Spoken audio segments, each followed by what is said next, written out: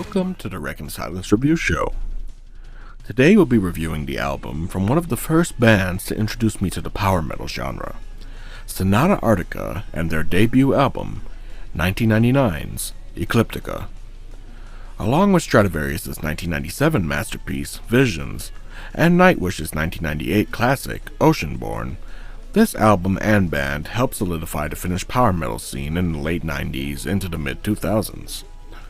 This project clocks in at 47 minutes, with all songs written by vocalist Toni Kakko, with the exception of the songs Eighth Commandment and Picturing the Past, which were co-written by guitarist Jani Namatanyan, and in total consist of 10 songs. The initial lineup for the writing and recording of this album was Toni Kakko on vocals and keyboards, Jani Namatanyan on guitars, Janne Kilvati on bass, and Tomi Portamo on drums. After the release of their fourth album, 2004's Reckoning Night, Sonata Arctica would completely drop the power metal elements of their sound and shift to the style of fully fledged progressive metal. And good God, was that the worst mistake they ever could have made. Look, I'm all for a band switching up their sound if they can actually manage to pull off the new style they're attempting to shift to. But unfortunately for Sonata Arctica, they just aren't as good as progressive metal. They're not good as a progressive metal band, alright? To be fair, I'm not the biggest fan of plain progressive metal in general, so this is just my humble opinion. But I'm sure that if you were to ask the fandom directly, most of them would agree with me that the band's first 4 albums, Ecliptica, Silence, Winterheart's Guild, and Reckoning Night, are genre-defining albums, and for this band in particular, career-defining albums. They've gone on to release several albums since this, and like I said, their musical style changed 20 years ago.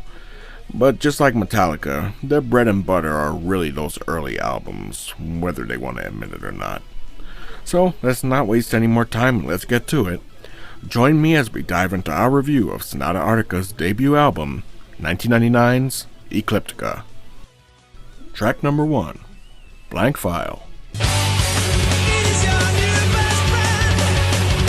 This song addresses the themes of surveillance, privacy invasion, and the loss of individuality in the digital age.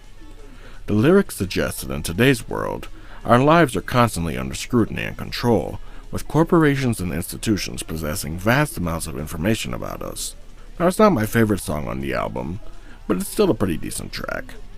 It comes in at a blistering speed that doesn't let up for the entirety of its runtime, and that's kind of a detriment to it overall, in my opinion. Not enough dynamics and pacing to keep the listener interested, and the situation isn't helped at all by Kakko's overreaching with his vocals on the hook. He's trying his best to keep up with Namatanyan's guitar, but he's singing far above his vocal range during this section, and you can tell that he hadn't quite developed control over his vocal abilities yet. I will give it credit for the subject matter, however. It's crazy how this song was written in the late 90s, but holds up even better today, considering everything that has come to light about society's surveillance with the NSA and all that stuff. Overall, it's not a song I would skip if it came up randomly in a playlist shuffle, but not one I will automatically seek out either when listening to the album. I give it a 5 out of 10. The next song is called My Land. Now this is more like it. From the second those beginning keyboard notes start, you're automatically drawn into the atmosphere of the song. The band's whole adopted aesthetic of the wolves and the snow-covered plains really connects with this song, and this whole album. It's almost impossible for your mind to stray too far from that kind of imagery once you start to actually get into the music.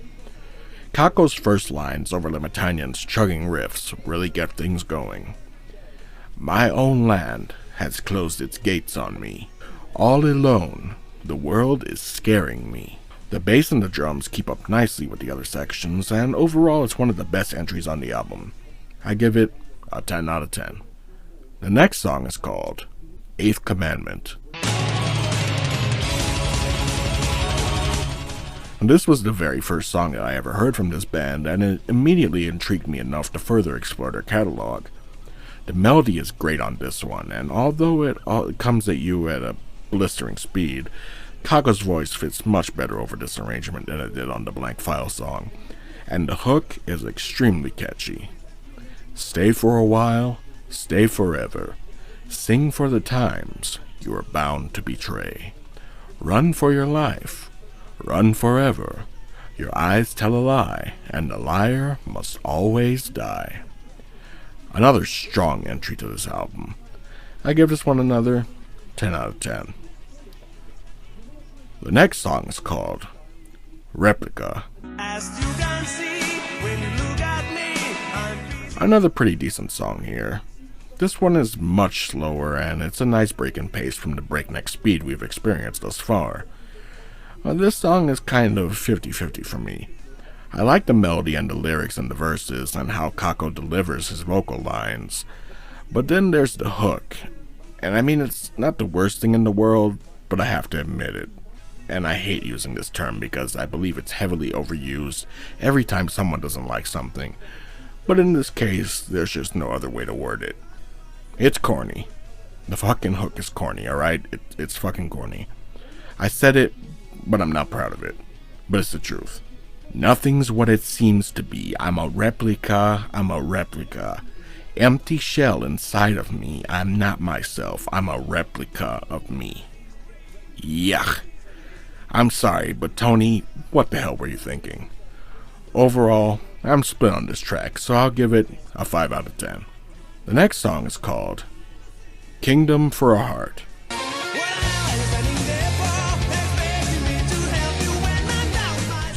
This song, in my opinion, is not that great of a track. It's fast, but it lacks any kind of nuance, instead turning it up to 11 on all the instruments, especially the keyboard. Now, some people may like that, but it's a bit too much for me. Not a terrible song, but not a good one either. I give it a 3 out of 10. The next song is called Full Moon.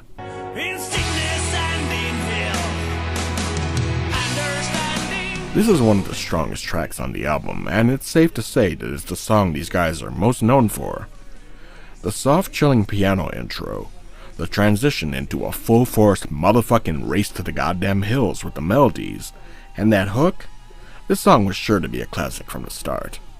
And even though the music has taken a drastically different approach in the last few decades, this song is still one that they continue to perform at almost every show to this day.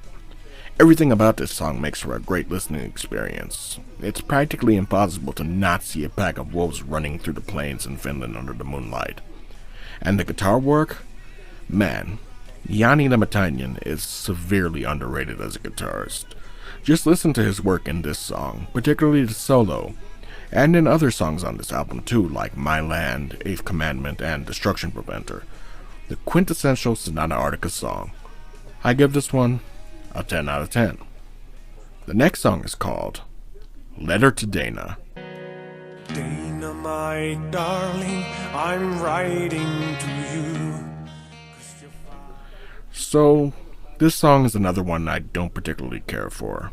I will give them some points for the nice flute intro and later for a brief part when Lematainen's guitar replays that melody. And by the way, I know that the melody is of Celtic origin and not Oriental, but tell me why it reminds me of Inuyasha and Rurouni Kenshin for some reason. Anyway, other than those two very brief sections, the rest of the song is insufferable and a chore to get through, at least for me. I know the subject matter is supposed to be serious, with it dealing with a father trying to reconnect with his estranged daughter through a letter, but good God, Kako cannot pull this kind of song off. It just sounds like a poor attempt at something that should feel emotional. I don't want to be too hard on Kako and company because it feels like this song was composed with some sincerity in mind. I know that's what they initially intended, but that did not translate to the performance. Mission failed here, guys. By the way, for anyone thinking this may possibly be based on a true story from Kako or Lematainen or one of the other band members, it is not. It's purely fictional.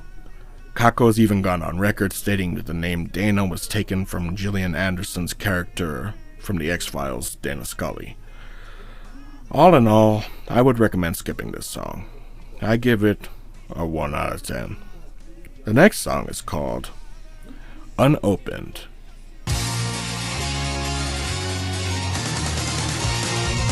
This song is just average to me. Again, it's fast, but not really memorable, and the hook is not very good at all. The best part is from the 130 to 222 mark. The guitars and vocals during that particular transition breakdown are pretty cool, but other than that, not one of the stronger songs on the album. I give this one a 2 out of 10. We're down to the last two songs. The next song is called Picturing the Past. You know, it's been quite a while since I listened to this album all the way through, and I forgot that the latter half of it is not as strong as the first half. Again, another song I don't particularly care for. It's fast just for the sake of being fast, with no dynamics or nuance to make the song engaging to the listener. Way too much embellishment on the keys, and it just doesn't do it for me. However, there is a very brief section from the 119 to 141 mark that I like. But other than that, a very, very forgettable track. I give this one a 1 out of 10. And the final song of the album is Destruction Preventer.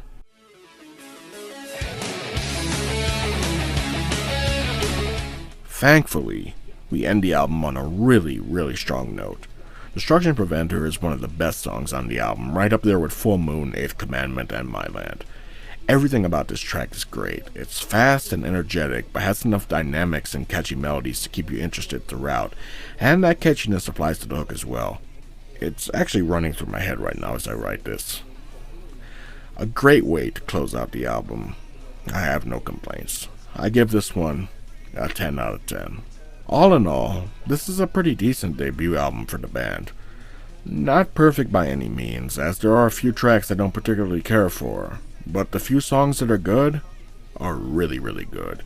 And it's equally, I wouldn't say equally, because I guess I like a little bit less, 4 out of 10. But in this case, it's quality over quantity, so I would definitely recommend it to anyone trying to get into the band's music or into the power metal genre. Overall, I give this album a 7.5 out of 10.